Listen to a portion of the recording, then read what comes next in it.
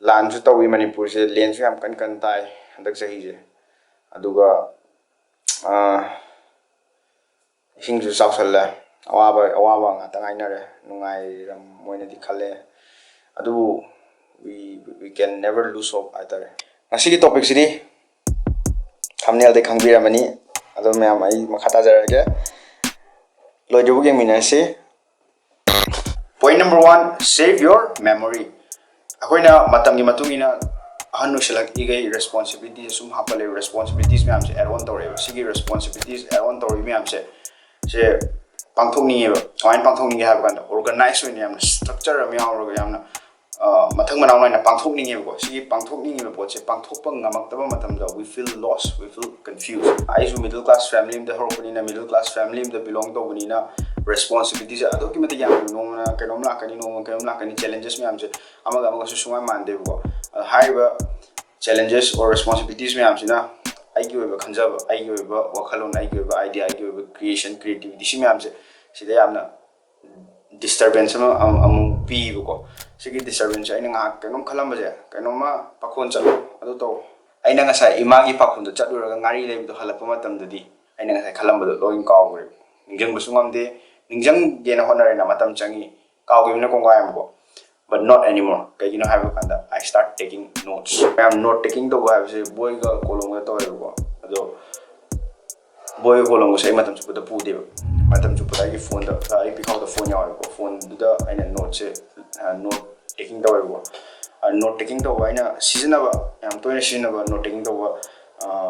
apps kar hajar kai tare computer or laptop na note crash irame ba. Ado to ina kuina sang na ibangam da bagi atangi satlaw momentary ideas me amdo capture down ninge ba ininge ko adu ininga matam da laptop on hang tong ba on tong ko adu yam janjan hoidana aduna phone ta putho ga taw ya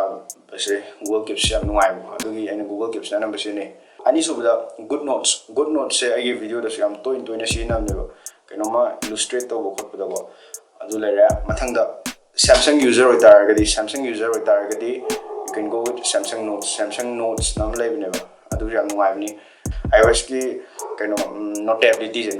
am nungai ne notability sina bio anga ki sudden strike like that tumi ganda wagera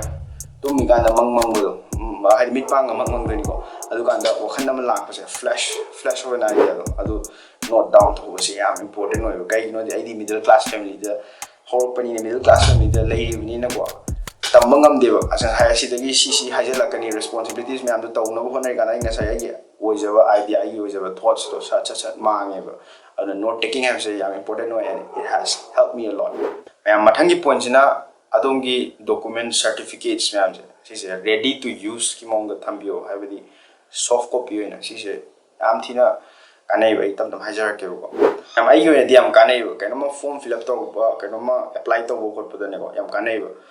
students, especially students katang ito natin, may ko document na may yung pai na yung sine ado kaya apply to kaya to documents da kada thi ko pa mang ki ba ade jamela me am do le print out lo ki chena bo khora me am do tan na ado taw dana ba aina matam lawga ai gi lai jaba document ka je lo ma photo ade gi ai thumbprint signature ade domicile birth certificate document arai ba gaje lema stationery chapter ju yare yam sakhale ko mobile phone the apps the Google Play Store Google Play Store na scanner me am le ne Adobe gi Oken Scanner adu da me am le ne ko am ying biro scanner am download tawre na adu ga ngasagi document to scan to photo PDF form da sum thamjala adu di aina o ai Aadhaar card pa me ai pan card pa me sa am jamela me am tal le ko ai am tan nu pa ne tal la bani na ai ngon di am kanai na khale ai tan bagi suram be ai ma am su tal la ga di apply to ai sin ne ha jani is ahum suba point not every day is going to be productive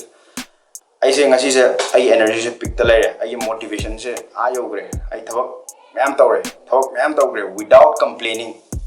ngasi gi ni ko si matam sida koi brain si am calculative oi bani na ai ngasi si to ngam magadi ai in a week in a month ai si bokti to ngam gani sumai ta khala kani ai si da bokti hata am solution ngam gani aduna not every day is going to be productive si han khangom da kata hai bidi aina ngamgani di khangreba adubu action reality rom da lakpa matam da di nongmadi ai thabak sungtau to ngam da su yawe wakhan suang khan ngam da ai productive suang oi ngam da adagi di ai taw se kai tawrino ai yamen ta ja da ko adum kenoma phaga ko taw le ko si myam je kamai overcome to ge have adu matang ne bla so preparing myself for such unproductive days, such uncertain days has helped me a lot. So what do I do on the days I don't feel productive? Takes me to my next point. So what do I do on those unproductive days? Cleaning my room, washing my shoes, cleaning my devices. I laptop, the phone ki kasi clean to ko kungo gym jat pagi ka kungo the gym jat pa sweaty oi ni no yam to su da ya de the kam se the suraga kena tawga seng ju sel sengoba ai ngasagi wakhan jamam na lem myam da su kena tawgre thabak am su pang thore adwaina ani toy aduga adu loir kanda I call my friends kai le kholle sangbra sangdabra sangaga na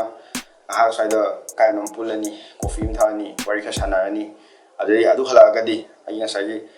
aina unproductive oina khanjibdo adu tonga le yam vibes am tonga le yam rejuvenated over vibe am ga loina na ko ai ngasagi aina tawgi khanjiba thabak tu da mo focus toga to ganda poplam mu tai yam su brain jam na kamahan refresh to with that to yam na adu yam kanai bo refresh to khallabo ai tawgi thabak tu da mo continue to san se si yam na productive am helle maris point not caring about people's opinion se ki takata de Hosikan ji mina thina nga su mina thina sera su mina thina noksana su kem tasana da bilai ngam na kong ja ki mati kan greve ko si kai de la ke har ga exposure khara kai ba khar nang tai khar admain tor ga la ga da I don't give an f about your opinion nang opinion da ngon da kai su matter tau de have photo to stage to your akanda kai khala ke have kanda it's my life I will live the life I want I put a life adu mingon da kai tar mingon da kai ra ga thi nang the crime ko re bo mingon da kai tar lore mingon da kai da bi mong da live your life it's your life live the way you want no I know khalle hai tar thank you points na sleep 7 to 8 hours achievers me am successful over me am na pung tare tumba pung nipan tumba adwa hane ko aduna sleep ki oge ko sleep na to hagot pe se yau se ai hoye di yau se ado ki mati theng greba I nungdang dan hena productive oiba nungdang dan hena peaceful oiba again middle class family am dagi lakpanina ai gung din je kama hani ngon da distract to ya ba disturbance adu ma am lay ko nungdang di peace oramnina aina kenom tamba kenoma thijan ba khojan ba da ayamna nuai yam smooth oina sa lebo nungdang sina anamba kenom tawe aduga nungdang da thing na toromnina ai to di hot pangam dro but I never compromise my sleep last key point is social media a boon or a ban Manipur katangi nati mabung kudimak to ko sidai kana da ba ayam hena khangbira mani ko aduna wari mo grega ayo oina di social media se yam ti ina consume tawre screen time se adu ki mati yame ko adu creation do pambani na skill set ama tamba kanuma education learning purpose to ensine yarige ko aduna learning purpose na nina social media yam sinabo se ayo ne waste ne kande mi kudimak creator na mi kudimak youtuber na mi kudimak skill tamba na teo phone to pairaga sumaina sum scroll toraga phabung da hippaga tawar lebido adudi